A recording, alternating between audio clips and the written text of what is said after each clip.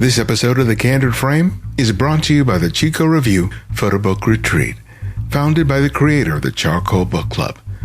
This annual event, held in Perello, Montana in March, provides photographers and editors a unique opportunity to network and hear from some of the industry's top photographers and publishers.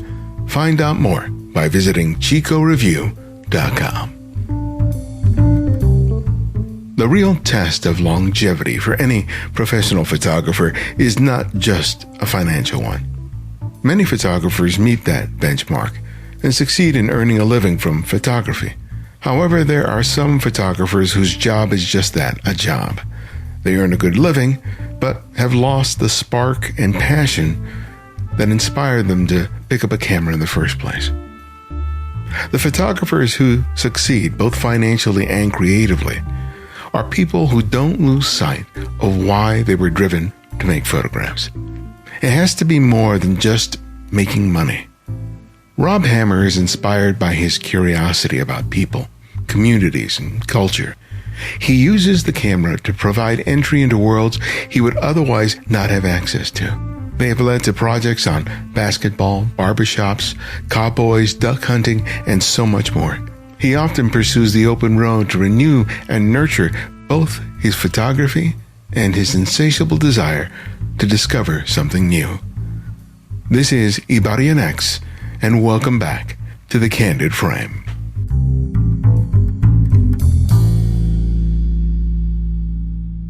Well, it's good to see you, Rob.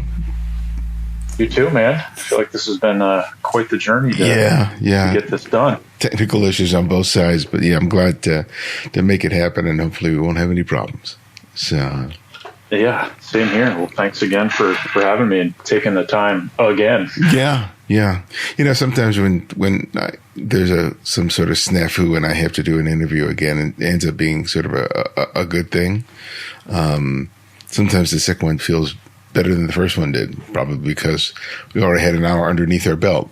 So, yeah, I have every hope that it's going to be the same here. It was interesting, kind of revisiting what we talked about last time, and just going through the books again.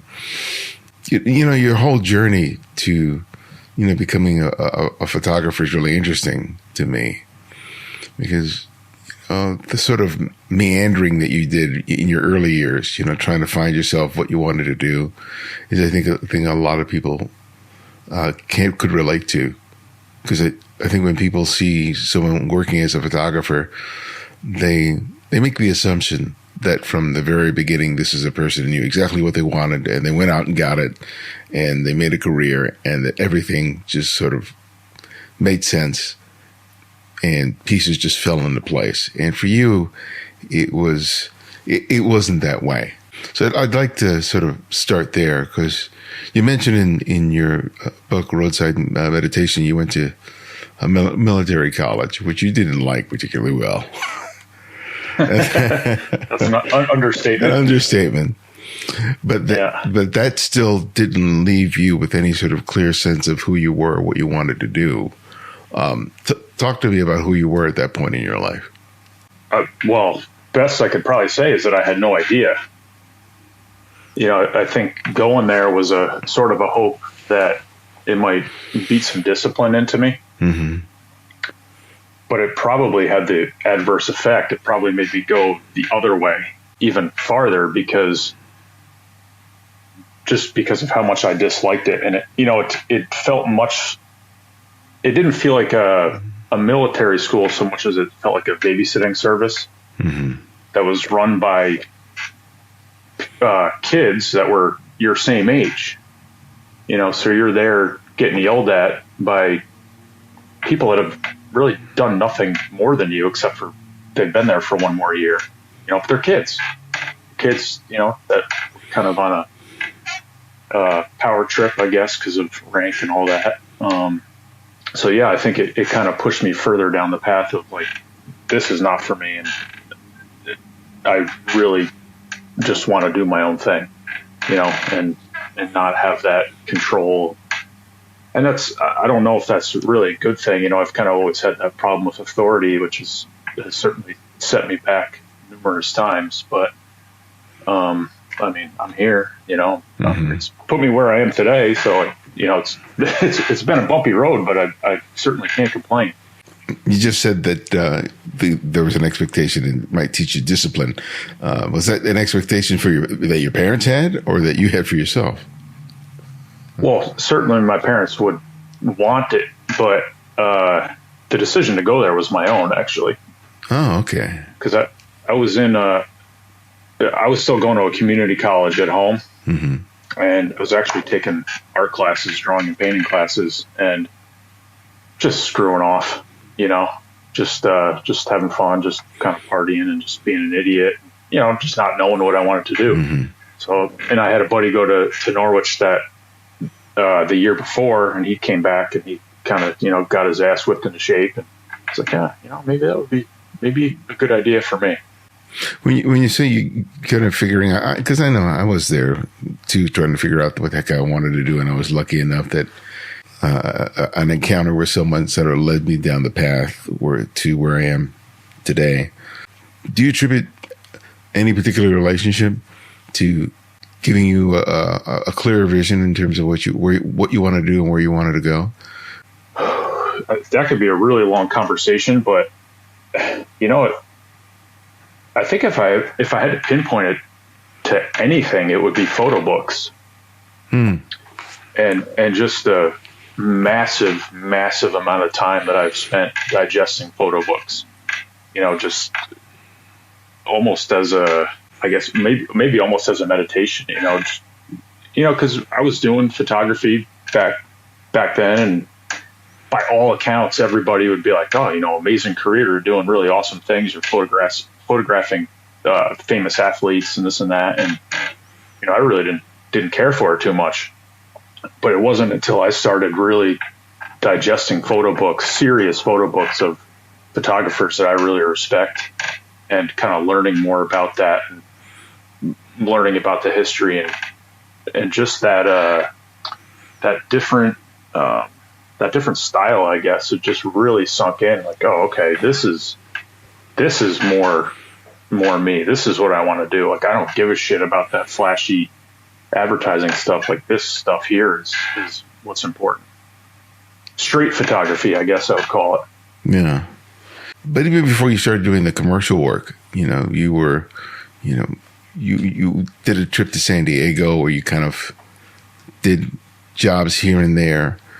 You were taking pictures throughout that whole period, but it never really sort of crystallized into anything. And, I know people who are still in that place, They still haven't figured it out in their 30s and their 40s, sometimes a little older. What was sort of the catalyst for you to sort of go, let me do something more substantive, for lack of a better word? Just being unhappy, probably. Just having that really soul-sucking string of jobs after college that, just was not it. It was so miserable, and it was it was a dead end, I guess. And throughout all of that, it was just kind of, photography was the constant. And, I think you do spend enough time doing those soul sucking jobs, you realize at a certain point, like, all right, well, if you keep going down this path, it's going nowhere good. And, I just realized that photography was just this thing that made me really, really happy, that I loved doing. And kind of woke up one day, was like, all right, well, this is it. Like, if you want to be happy, then start pushing this and see what you can do. And then, started getting $5 newspaper assignments from, just tiny little town papers in San Diego, and sort of went from there. I mean, even from there, it was a struggle, because I don't think I was mature enough or focused enough to really push it to where it needed to be. But it grew and grew and grew, just building a portfolio and slowly getting it out. But yeah, I mean, certainly like everybody else, I think it started really small. Because you weren't going to photo school or anything like that, and getting other people's sort of feedback and advice is important, trying to navigate, the photographic world in terms of creating a career, where did you get the insight that you needed to be able to get better and to kind of know what was the right next step for you? I don't know if I did. And I think that's probably why it took so long is because I didn't really have that mentor relationship, or, I didn't really work under people, or I certainly didn't go about it the right way. Mm-hmm. I was just kind of going out and screwing up, taking really bad pictures and trying to learn from that, and, sending pictures places that I thought, had a natural fit. But it was a slog, man. It was I was so young and dumb and just ignorant to how the whole thing worked, and still feel like that on most days. But it was just a grind. It was just push it here, push it there, send it to these people, sending it all over. Yeah, I think it's what you said earlier is probably a really good insight. It's like you already knew you weren't happy doing what you were doing, so like taking a risk. And even if you made mistakes and made failure, couldn't be any worse than where you already were at. Yeah. And I still kind of have that mentality of failing doesn't really matter. Like the photography industry it's a bizarre place, Yeah. It's a bizarre world as far as the business goes. And, you're going to fail every day. You're not going to get calls back. You're not going to get emails back. And it's, you can't take it personally. It's not personal. It's just it's a business, unfortunately. So yeah. It's like, just push through all the no's, push through all the no return emails, no return calls. And, I think it's you push through that and you push through that and you start to find that tribe, of people that are genuinely interested in what you do, and you're genuinely interested in what they do. So it's just a natural fit. So nothing's forced. It's like you guys, you naturally want to collaborate because your interests are so aligned. You started achieving success, commercial and editorial success. What kind of work are you doing? A lot of stuff for fitness clients, sports clients, like, the Nikes and the Adidases and stuff like that. Photographing athletes for ad campaigns, stuff like that. It was, it was by all accounts, it's, I think, what a lot of people would say is success. And a lot of people were probably like, oh man, like I'd love to be doing that. Yeah. But it just wasn't my bag. It's such to me, it's just really fake. It's a lot of politics, and it's just like, well, how many logos can we jam into one photograph to sell a product? There's no backbone to it, and I needed more than that. But it seems kind of odd that, that you're trying to sort of figure things out and not sure how to, how piece A fits into piece B, and yet you're getting these big commercial clients that, like you just said, a lot of people would aspire to sort of shoot for. Do you attribute that to just being at the right place at the right time? Maybe that could be part of it, but I think at that time I was so ignorant again that that's the way that I thought that you built a career. That's the way that I thought that you made money, was by photographing famous people, whatever that's an actor, or it's an athlete, whatever. That's the way that I thought it was done. So I was like, okay, well, this is what I should do. Like, I like basketball, I like sports, so I'm going to send my pictures to these basketball companies or whatever it was. And that, caught on a little bit. And then I did one shoot, and that, editorial, and that kind of went to another, and that went to commercial. Yeah. And, it grew from there, and it was, there were some really, really cool aspects, and I'm grateful for it. Certainly the money was really good, but I think the most the thing I'm most grateful for is that it pushed me at a certain point the other direction. It taught me, all right, this is not what I want to do. This is just not for me. And that's not an insult. It's just not my thing. Yeah. You said earlier that, when you were in San Diego, that you were unhappy. Did the unhappiness of being, quote unquote, a successful photographer, how was that similar, that feeling of unhappiness, compared to how you felt in San Diego? That's a bizarre thing, because you are getting success and you are getting paid really well. But again, it's similar, but I don't know if you can really compare, because to me it became much more of I don't know, moral's not the word, but it's just, I guess it had to be more than a paycheck for me. It had to be something that was really gratifying, or something that helped, or something that just really aligned with my interests, organically. So it's, I don't know if that answers your question, but it's a bizarre path to take to kind of quit all that stuff, but if you if you keep going down that path, you're not going to be happy, and it's going to show in the work, and you're going to end up burning a bridge, and it's just not a good path to go down. Yeah, I've been thinking a lot about it myself in terms of feeling unhappy. Not necessarily depressed. I think it's two different things for me, being depressed and being unhappy.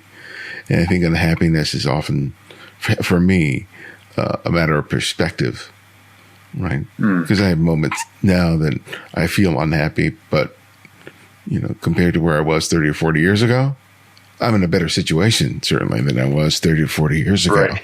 Especially in my head, right? Which is sometimes not saying a whole lot, but nevertheless. But it's often related to where I am and where I think I should be, and then my unhappiness comes from that, and it's difficult to sort of appreciate what I do have and where I am right now and feel okay with it, because I'm always aspiring to be more, do more, achieve more than where I am right now. And I lose sight of what I have accomplished, and other people have to point it out to me. And I go, oh, I get, I guess that is a big deal. Because for me, I go, well, I've already done that, so what's the big whoop? But to other people, it's significant, right? And I think that especially for creatives, that ideal is always focused on, well, what's next, and what do I feel good about doing? And when you're doing something that isn't fulfilling, it just kind of eats at you. And I'm lucky enough that I do something that I really enjoy, but that still doesn't take the aspirational issue from me.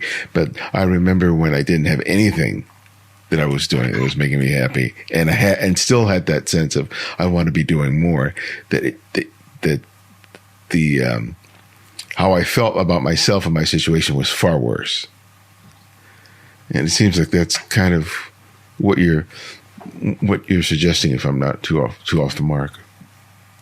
No, I think you're spot on, and you could argue that a worse problem to have would for you to not have that aspiration, to not want to do more. Oh yeah, because that would be just as bad. But yeah, I don't know. It's just kind of, if you're not doing things that are fulfilling, then what's the point? If you're not doing things that are directly aligned with your values or your goals or your genuine interests, then what's the point? Yeah. I don't know. Maybe I'm off on that, but that mentality, I think, if you pay attention to it, will really just push you in the right direction, and it'll get you away from all those things that aren't working that make you unhappy. It seems like these road trips that you took that have some of the images which culminated in your roadside meditation books are are your way of being able to gain a healthy perspective, but also to create work that you really fulfilled you. Do you feel that those road trips, as much as they were an opportunity for you to make photographs, were a way of you sort of making sense of your life and having moments of some peace of mind? No question. No question. Especially early on when I started, what was that, 12 or 13 years ago, I think. And, I've been doing, I think 35,000 miles a year ever since. And it's, it's a addiction. I mean, it is, for me, it's as good as it gets, just being out there by yourself. There's no art directors. There's no, there's no agency standing behind you. There's no politics. It's just you are doing whatever it is you want to do as a photographer. And, certainly the road has been just an incredible teacher about what I want to do and most importantly, what I don't want to do. Because I started them when I was doing all that commercial work. Mm-hmm. Again, that's stuff I should be grateful for because it, and I am grateful for it in a lot of ways, but it can be, taxing if that's not your personality and you're on set with 100 people and there's all that bullshit involved. So I think getting on the road was the balance for that, where I could just shoot whatever I wanted to do. And, when you're out on the road for a week or 2 weeks, 3 weeks, a month, I mean, if you can't figure things out there, then your problems are a lot bigger than you think. What's fascinating about the images in that book is so many. I mean, they're literally, the majority of the images are right off the roadside. I mean, you see the road in so many of the pictures. It's not like, you're all, some of those locations are really beautiful, but so many of those places are places many of us just pass through on our way to somewhere else. Particularly looking at it, we're just trying to get through the slog of getting from point A from point B. But for you, you see something else that's completely different from the rest of us. You see a lot of beauty there. What's the appeal of such, of such places to you as a photographer? Yeah, I struggle with that, with the explaining it, I think, but it's it's so peaceful, and again, that kind of goes back to getting away from all the craziness of living in Southern California. Mm-hmm. It's a beautiful place, it's a great place to live, but man, it's chaotic. There's so many people and you're kind of boxed in all the time, and being on the road is again the opposite of that. And I just find those places so peaceful, and it really kind of just helps me think, and I just appreciate those places where it's quiet and, they're not these grand, it's not like the Teton Mountains where it's just majestic and just in your face where you could, you could stick your camera out with your eyes closed and take a picture and it's probably gonna be pretty decent, It's just so beautiful there. But, when you take time to really slow down in those places and look at them, I mean, there's obviously, you're not comparing apples to apples, but man, there's such a beauty out there that a lot of people never see or never appreciate, like you said, because they're just trying to get from A to B. They're trying to get through that flyover place or whatever. But man, there's just something so peaceful and I think as a part of America and as a part of the world, they're just these really just stunning places that are just as important. But what do you give credit to for allowing you to see that? Because when you're going through like areas in the Midwest, like Kansas, which is as flat as everyone says it is, right?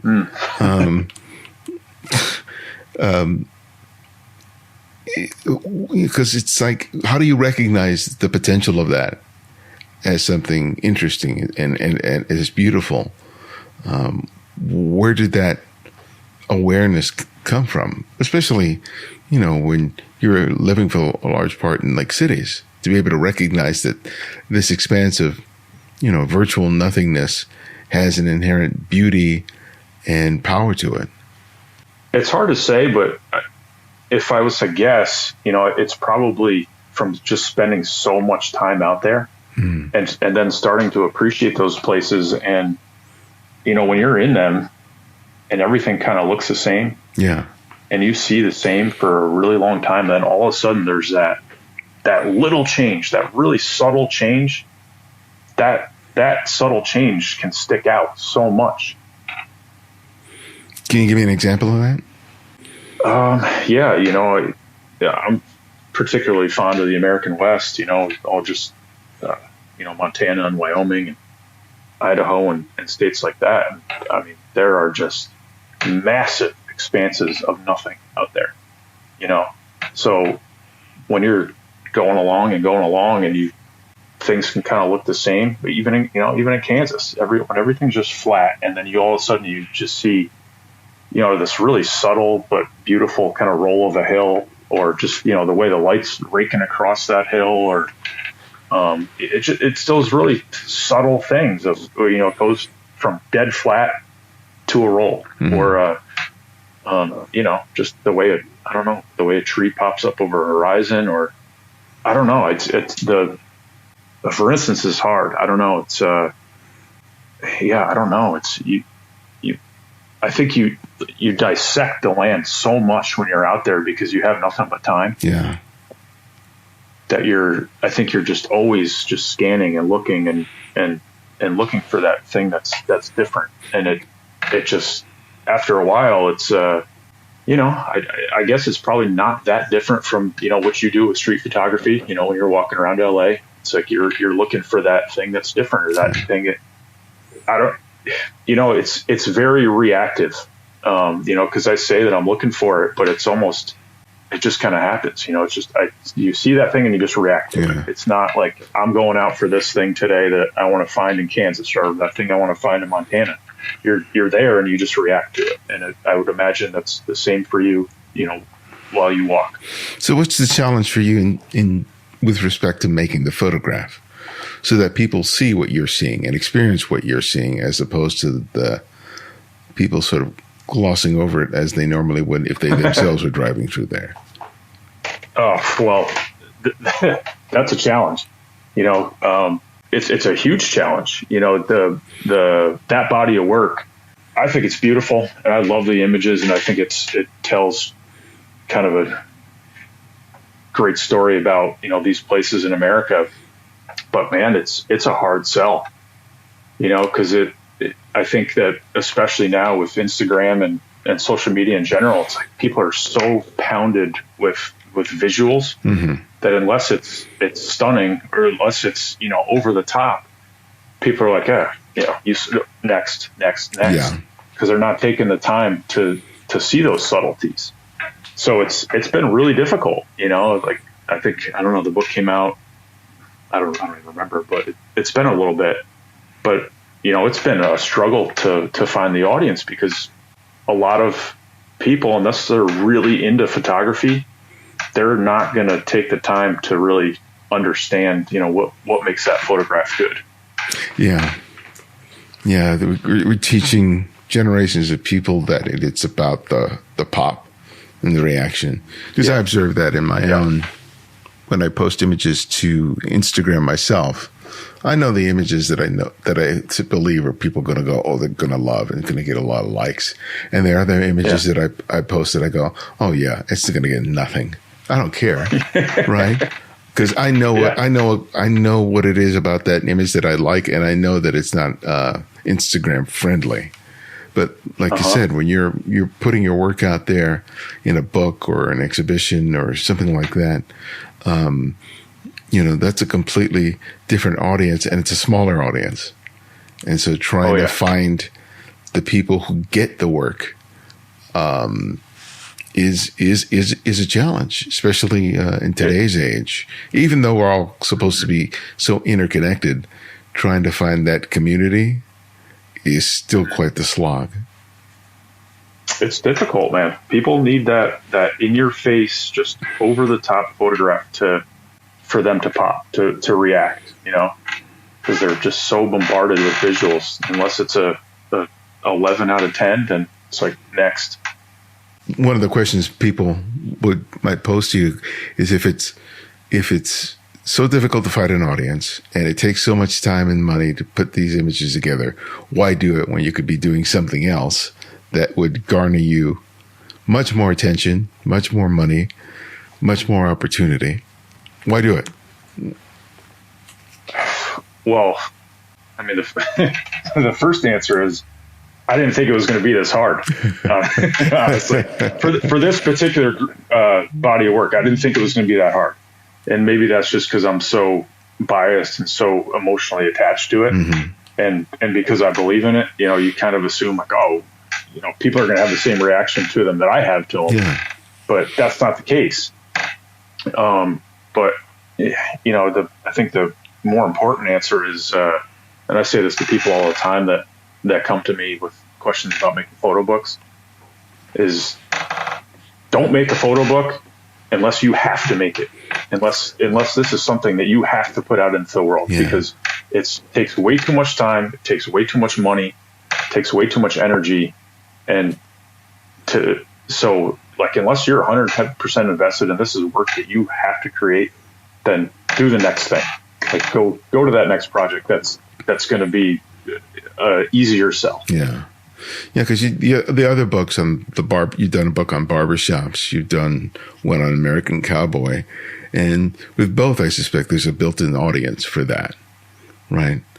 So it's a little easier sell than just saying America Open Road.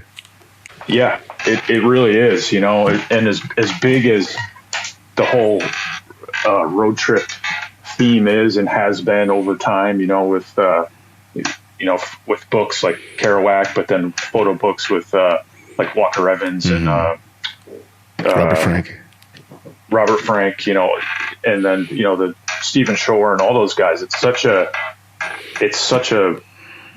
genre that you think that it would be a little bit easier, but it's, you know, it's not.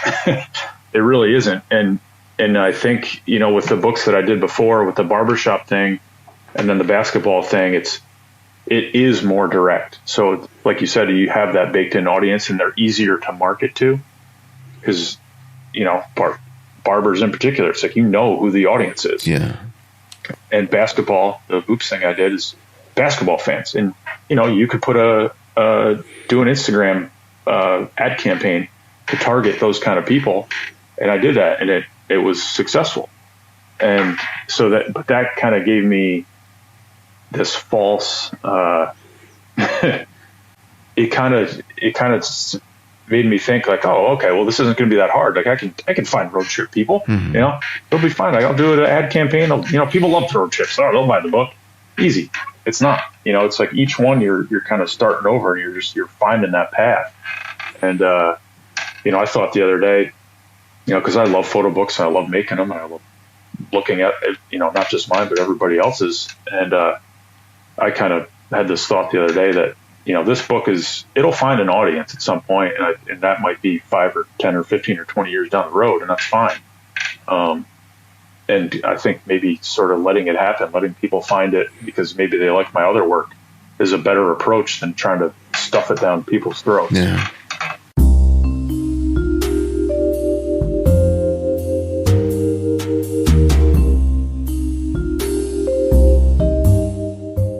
The Chico Review is a unique 6-night retreat exclusively dedicated to the world of photo books. Founded by the Charcoal Book Club, the annual event allows photographers to meet leading editors and publishers. The March event offers the next step for photographers who have completed projects and hope to see that work published. The event provides valuable networking opportunities, critique sessions, and for one photographer, a prize that includes worldwide publishing of their project through the Charcoal Book Club. The event showcases a speaker series that has included exceptional photographers such as Mona Kuhn, Matt Black, Alejandro Cartagena, Alex and Rebecca Webb. Todd Heido, a past participant, says of the Chico Review, "There's honestly no other event like this one." Find out more by visiting chicoreview.com.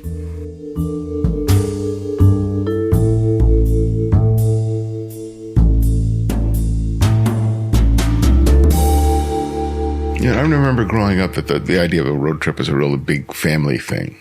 Getting into the station wagon, heading out somewhere. It was always sort of a big adventure.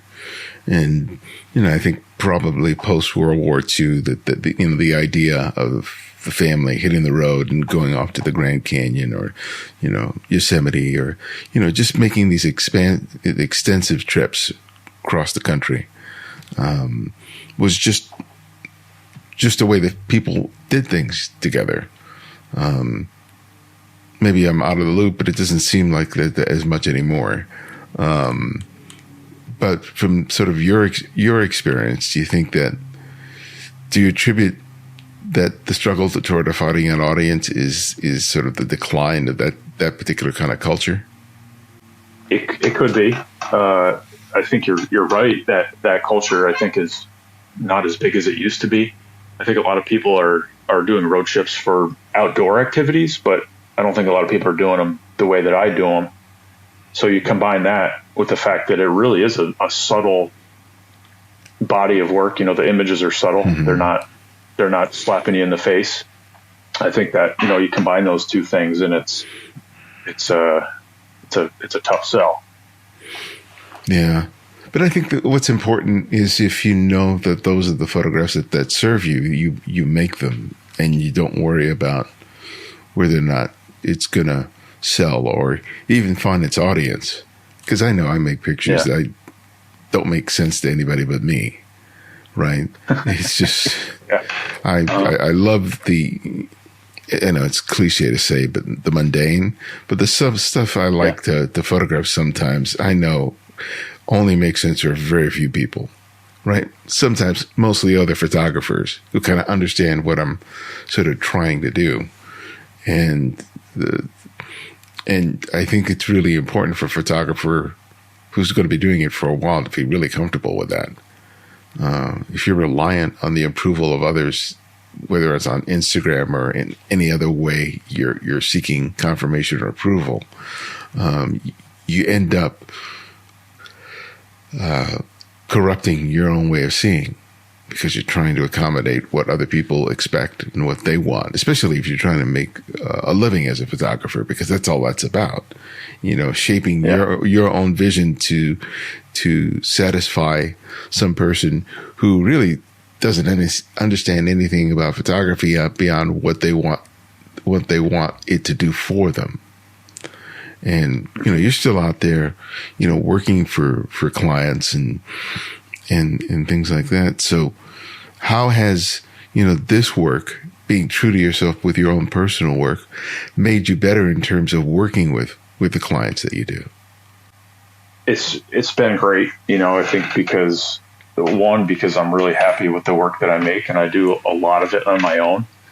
As far as just coming up with ideas and then going to shoot them and then pitching them to the appropriate company or magazine or whatever it is, and then that again just leads to organic relationships where they know that my interests are genuine in this thing. And so that, that collaboration just starts from a really good place and you don't really have to sell anything because they get it. They see the time and the energy and the headspace that you put into it. It's like, yeah, this is the guy. And then, it's just very comfortable is not the word, but it's like, you're supposed to be there, Yeah. Yeah. Cause I know I made some really bad decisions as a photographer, but, we all have, but one of the ones that are always more pronounced to me is not the ones where I undervalued my work and should have charged more. That's always like a burr in everybody's sign. But for me, it was those times where, I took on a job where, I had to photograph in a way that was not comfortable for me. That I had to approach it in a way that wasn't natural for me, but did it because I felt like that's what I had to do. And it was like it was like me trying to wear my wife's heels. It's not going to feel good and it's not going to look pretty. Yeah, it's not going to work out for anybody. You're not going to be happy. The client's not going to be happy. The subjects aren't going to be happy.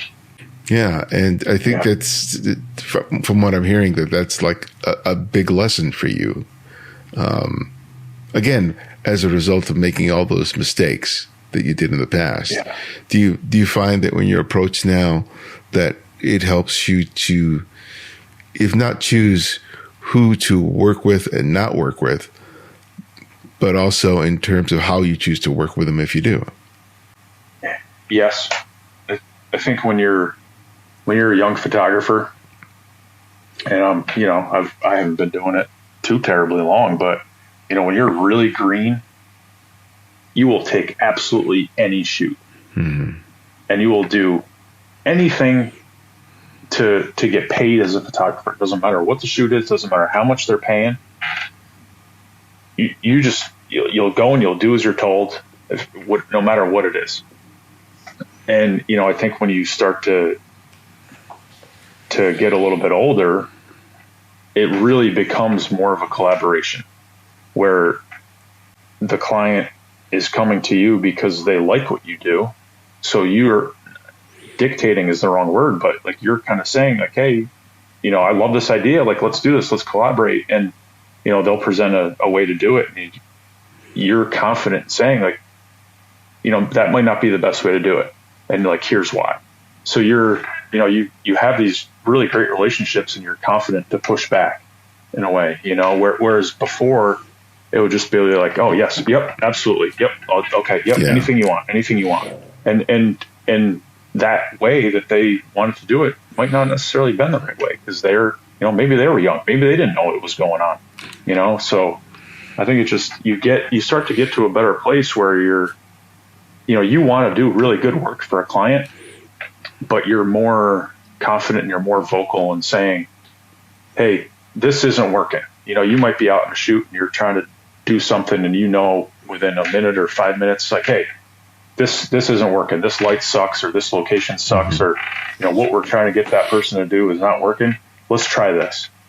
So it becomes more of a team effort and just kind of bouncing ideas off of each other instead of just taking orders and hitting the butt. Can you give me a recent example of that kind of collaboration on a job you've done relatively recently?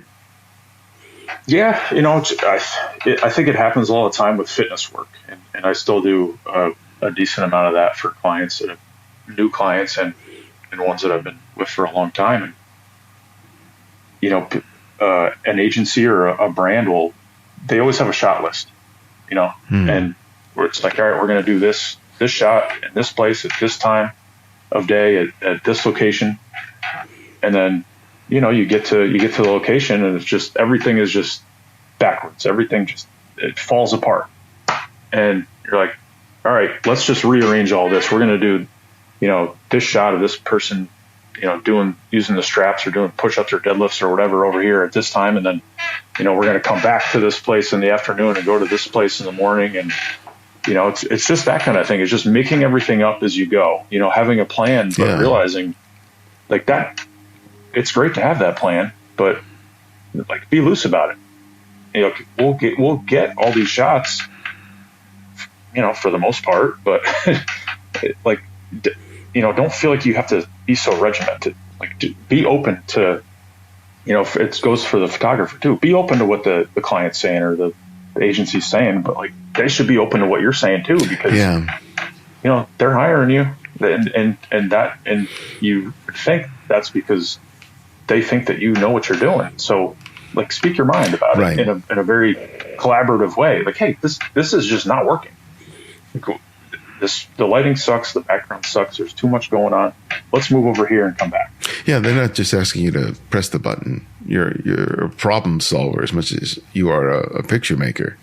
I think that's really sort of at the heart, because you always have to remember that when you're working for a commercial client, there's not just a lot of money at stake. There are a lot of careers at stake. The person that hires you is, even if you're a seasoned photographer, they're taking a risk with you, right?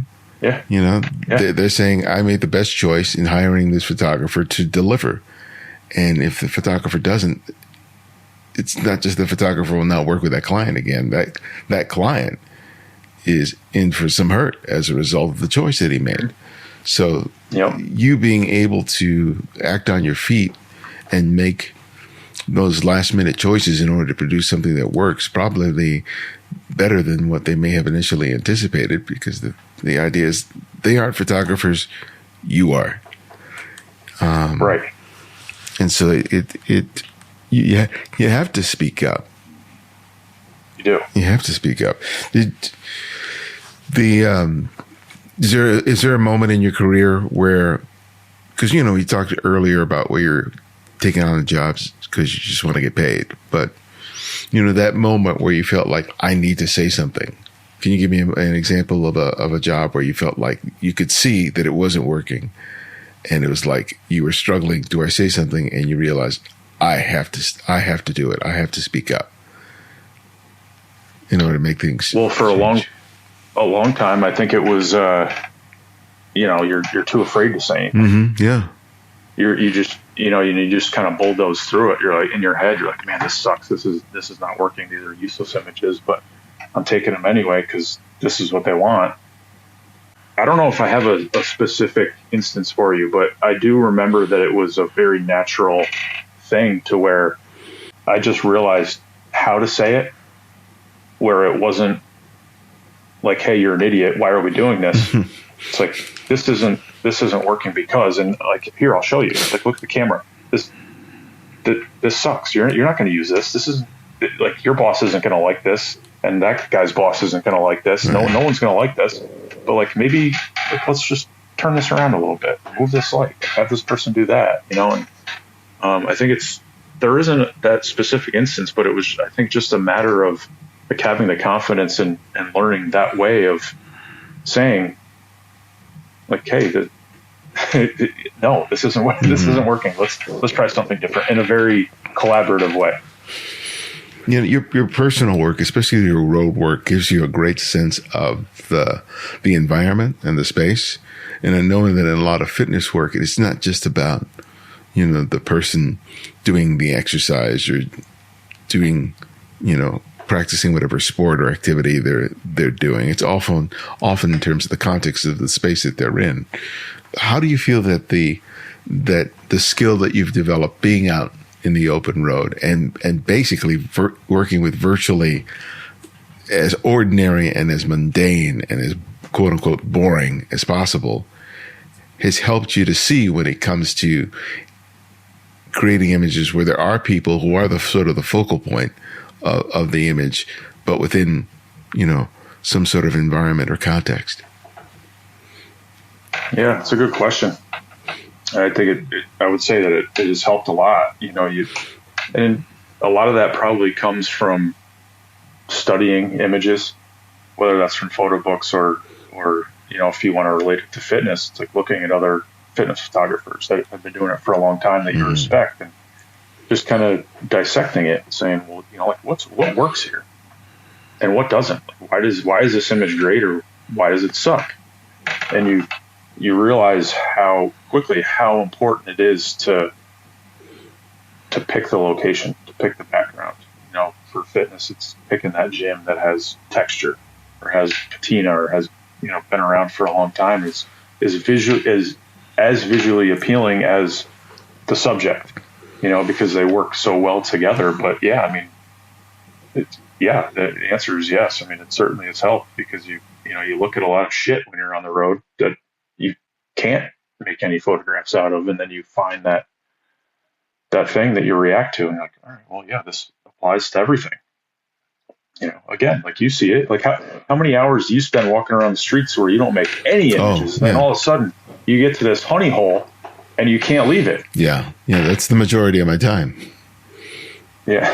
just observing, just to see what the pieces are and where they can fall into place. And sometimes they include people and not. And I know increasingly when I am making an environmental portrait, the first thing is not the person I'm thinking about, is always thinking about the setting. What's the scene going to be like? Where's the light coming from? What are the elements that are in the background and the foreground? Because for me, I want to make an interesting photograph without the person first, right? Because if I know that works, then at that point, like 90% of the job is done. And then all I have to do is just focus on the person completely, because everything else has been solved. And then just waiting for the gesture, the unguarded moment to sort of reveal itself. But if I hadn't have done that, I could get a wonderful moment from the subject. But if I haven't figured out everything else, it's just crap. And the image becomes way too dependent on its success on whether the subject is doing something interesting or so glamorous and beautiful that it distracts you from all the other stuff that I effed up. So, yeah. So how often, if ever, are you asking a subject, hey, can we go over here? Like, do you mind? Oh yeah, that's the first thing. Yeah, yeah. Often, because especially if it's on the street, because the place where I found them is never the place I can photograph them, right? Because it's just too busy. The light is crap. But I've already figured that out. Because if I see somebody, I'm going to approach them. I'm going, if they say yes, this is where I'm going to move them to. Because if I haven't made that decision and they say yes and I take a picture right where they are, it's going to be crap, because it's never the best. It's never the ideal situation. And like we said earlier with the client, when you're dealing with the talent, it's the same thing, feeling comfortable and being able to tell them, oh, this isn't working, but not making it make them feel it's their fault. Right. Wow. Yeah. That's really cool. That's an interesting thing to say out loud. I think especially because with people that are not used to being photographed, they're really uncomfortable. They're like, oh, well, what am I doing? I'm screwing this up. So how did you, how long did it take you to develop that talent of talking to people I'm saying, still working on it. Hey, I'm still working on it. It's easy, it's surprisingly, it's easier to deal with that with strangers than it is with people who are like in between being like people really accustomed to being in the camera, and then people who I'm working with being in front of the camera, right? They're there because either they or someone they're working with wants the pictures of them, right? And so there's a little more self-consciousness, because I think with strangers, if they say yes to being photographed, they're kind of surprised and caught off guard, but they really have no skin in the game in terms of what's going to happen with the pictures. They may ask in terms of where it's going to be posted or anything like that. But when someone's getting a picture taken and they know it's going to be used for something, it's going to be their headshot or it's going to be a profile in a magazine, they become much more self-conscious and self-aware of it. And so I think there's a tendency to be a little more awkward and uncomfortable. And sometimes I can see that. And it's like, I know that it's not going to work the way that it is, right? But it's like, how do I sort of broach that and make it so it's not like that? It's not me saying, you're doing everything wrong. Stop crossing your arms. Stop grimacing. Stop being so tense. It's like, oh, let's just try this and just kind of relax and talking to them and, acting like I don't know what I'm doing in terms of, oh, wait a second. I'm just doing some exposure tests. Just relax. Finding something, right? To try to get them, to get the guard down. Because I'm looking for a moment where they let the guard down. That's ultimately what I want. So how does that, how do you do that? Because I know with fitness, it's oftentimes about an idealized, vision of that person in that athletic wear, using that equipment. But still, as a photographer, you're always aspiring for that little spark of something. So how do you elicit that? The best thing I could say is number one, genuinely being interested in the subject. Not trying to elicit something just for your benefit, but like take interest in that person, and ask them questions about what they're interested in, because when you get people talking about what they really like, everything changes. Yeah. In fact, it could be a really little thing. It could be, what some hobby that they do, or, their kid, or I don't know what it is, but just finding that thing that they really enjoy, they've just become easier. They become, they want to talk it. They know how to talk about it, I think, is the biggest thing. And it makes them happy. So, you're going to get that their weight is going to kind of leave their body. They're just going to become more natural. And, this is, I think, something everybody struggles with, but you just kind of learn as you go. But I think that's a big thing for me is just having these conversations with them during that time. And this isn't fitness, obviously, because they're working out, but photographing real people, just having that conversation with them about what they do, what they like, what they're into. And, you're going to get a bunch of shit pictures, obviously, where they're, one eye is closed and their mouth's open or whatever. But, if you do it right, you're going to get that one. How simply do you work when you're doing these jobs for pay? Because when you're on the road, you may be out there with a camera, maybe a couple of lenses, as simple as you can get. For your other work, do you try to keep things simple, or, do you have more stuff just because you have to be ready for anything? Man, that has changed so much over the years. So much. A while back, I used to travel with, the car would be loaded with, a bunch of different camera bodies, 6 different lenses, 6 strobes, a shitload of grip gear. It was ridiculous, and all that does is cause you to overthink it. And, it works for some people. It doesn't work for me. But since then, everything has just gotten whittled down and whittled down and whittled down. And, now I think a really fun challenge is, especially like going to these ranches or whatever, working with the Cowboys is like, it's just finding that really beautiful natural light where all you need is your one camera and one lens. I've gotten it pretty simple too. I had a shoot like a week or so ago, which it was a really fun shoot. This company, they house formerly homeless people that are now doing better and have a job and all that. And I went and kind of hung out with a bunch of different people in their apartments, and I wanted to make some really nice portraits of them.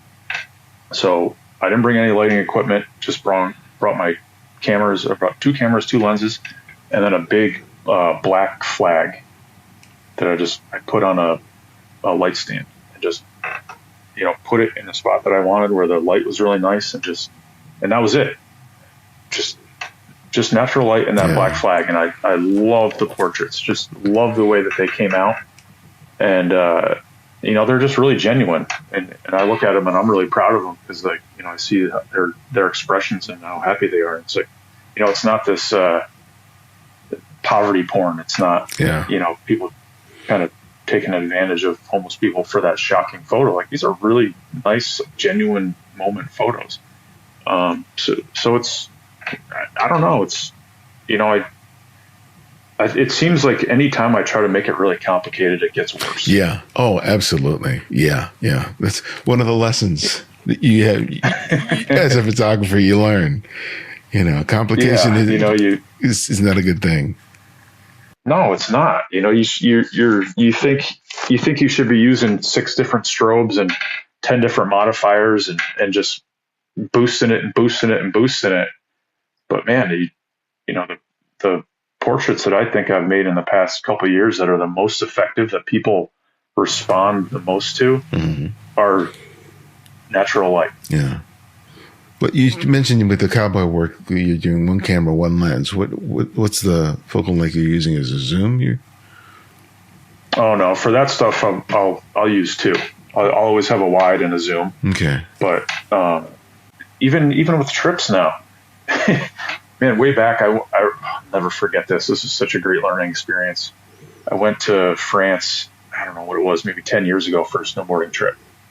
And I slogged over 3 or 4 strobes, a bunch of light stands, and I was like, I'm going to bring this stuff over there. I'm going to make all these amazing portraits of people in France up in the mountains. And I mean, it was such a hassle getting this stuff over there and getting it to our different hotels and all that.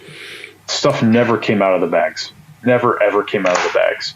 And I just went around shooting with a camera or two. And since then, everything has just gotten whittled down and whittled down and whittled down. And my wife and I went to Vietnam, 6 months or so ago. All I brought was a 50 millimeter lens and a 1 camera body. And that was it. And I was so pumped about it. Yeah. Because it just gives you that freedom to not think. It's like, this is all I have. So this is what I got to work with. And you don't have to think like, I'm going to switch out lenses or, bring this lens at this time or throw them all in your bag. It's like, you just walk around with 1 camera and make what you can make and stop thinking. Yeah, I always drive myself crazy anytime I'm going to take a trip, going through the same idea. And if I take a look at all the pictures that I make at any trip, it's usually one particular lens I gravitate to. It's either 35 or 50. And the rest of it just sort of sits in its bag, Yeah. And it's like, there's certain shots I'm going to miss. That's fine. But like you said, there's a focus that you get when you're only working with a 35 or a 50 millimeter. And it's like, you start seeing it in that way. And it just allows you to focus to a degree that you can't if you got a bag full of 4 or 5 different lenses and you're switching them out and you're never going to focus enough to give anything its due attention. Absolutely. And that's such a great lesson. And I think it's only one that you can learn by, being that guy of schlepping around 6 different lenses and camera bodies and realizing afterwards, this isn't working. Yeah. And it's so much more fun, to have that freedom just to walk around with that 1 camera, 1 lens, because it smooths everything out. Like you stop thinking. Yeah. As you said, books have always been very important to you, and you've been very dutiful about, putting out your own books. You're not self-publishing, but you're going through publishers, but you're going through all the sort of steps that you have to do to put them out. Why is that continuing to be very important to you in terms of your journey as a photographer? Because you're still relatively young, and there's some people who don't start putting out books until way later into their career. Why is it so important for you to be doing that now? I don't know. I'm not sure if I have that answer, but there's a couple things. Maybe because I think it's really important to photography, to the medium of photography. I'm sure you probably agree with this. Like, I hate the phone. I cannot stand social media and the way that, people digest photos on their phone. Like, that's not how photographs are meant to be. And they're, when you actually take the time to sit with a photo book and digest those photographs the way that they're meant to be seen in the order that they're supposed to be seen as a body of work, that changes, I think, your understanding of photographs and a body of work in general. And it's fun, it's calming, it's educational, it's so many things. And, I've learned so much from photo books that, I just see them as a really vital piece of photography and something that stays, I have my collection of books is really brand new stuff, as well as things that are 40, 50, 60, however many years old. And, those photographs are still alive. Those photographers are still, with us because of the fact that they actually took the time to print those things. And printing in general is just it's something I just wish that more people did. I just started this thing with my wife here that I'm in love with. I think it's great because it's taking photographs less serious. I think in a way, maybe that doesn't make sense, but everything doesn't have to be this masterpiece that you hang on the wall in a gallery or museum.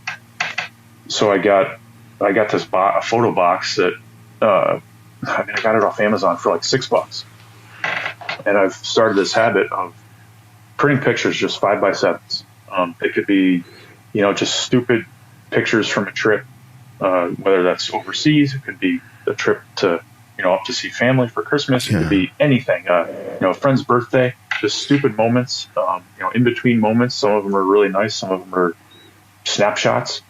But, I've started this tradition of filling that box with these photographs and once a week or whatever, just sitting down and, grabbing a handful of them and just like slowly just looking through them.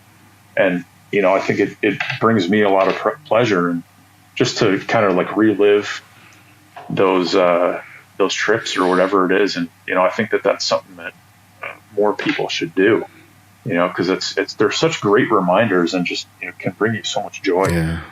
And small suggestion, if you're not already doing it, write something in the back. Yeah. Write something in the back, because as a person who works at a museum where I deal with old photographs, sometimes, over 100 years old, and there's nothing in terms of who these people were or where the scene is. And it's like some of those pictures, I go, who was this person? Because they're, I digitized a bunch of daguerreotypes and ambrotypes last year. And some of these portraits are absolutely just stunning. And I wanted to know who this person was, but that was all lost to time. Yeah. It's wild. I was up at my mother's for Christmas, and she gave me a couple things, and she gave me this old picture of my grandfather. He was sitting by a fireplace with his dog, and the way that it was presented was in this kind of like almost like a paper folder, where you have to open it to see the picture, and the picture's on the inside. It was really, really nice paper. The picture was made in 1930. And on the front of this folder, presentation, whatever you want to call it, was this really intricate sticker that was, I forget how it was made, but I mean, the intricacy was insane. And it said something about like from the personal work of such and such. And in that sticker was this etching of a fireplace with a chair next to it. And it got me thinking, like, man, so back in 1930, not only was this guy putting this much detail into this little sticker to put on this folder to present photographs, but like this was a series, I think, where this guy would have people sit with their dogs next to these old, beautiful fireplaces. Oh, wow. And I don't know, it was just the detail that this guy put in at that time, I think was amazing. And to see his name on there, to see the year on there, just kind of, reinforces what you're saying about like have that information there, because otherwise it's no one knows who made it. Yeah. He understood branding before the term. It was insane. I'm like, who was doing that kind of detail back then? It was so neat. Well, my last question that I ask each guest is I ask them to recommend another photographer for our listeners to discover and explore. And it can be anyone, someone you've long admired or someone you've recently discovered. So who would that one photographer be and why? I always wish that you allowed people to. My favorite of all time is Kurt Marcus. He's passed, so I would recommend Andy Anderson. He's just an incredible photographer that I really, really look up to in Idaho. Just has an incredibly, for the lack of a better word, authentic style. Shoots the way that he wants to shoot, and if that's not for you, that's fine. But he's just making stunning, stunning images. Well, man, thank you so much for doing this again. I really enjoyed having a chance to talk with you. It was always fun, always fun. So thank you. Yeah, I appreciate you, man. Thank you.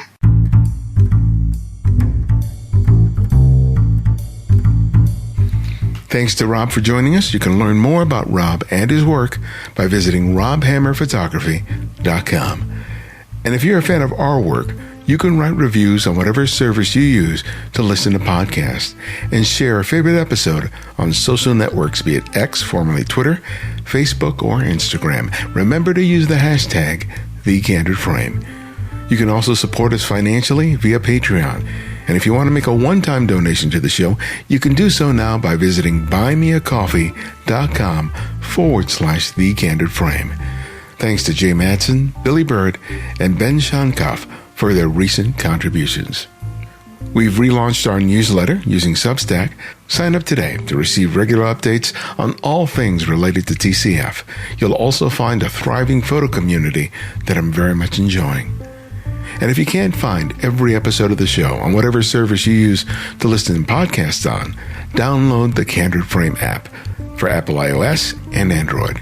And because of your generosity, it's free to download and use. No additional purchases are required. The Candid Frame's audio engineer is Martin Taylor, who you can find at theothermartintaylor.com. The show's senior producer is Cynthia Parker. And this is Ibarionex, and this is The Candid Frame.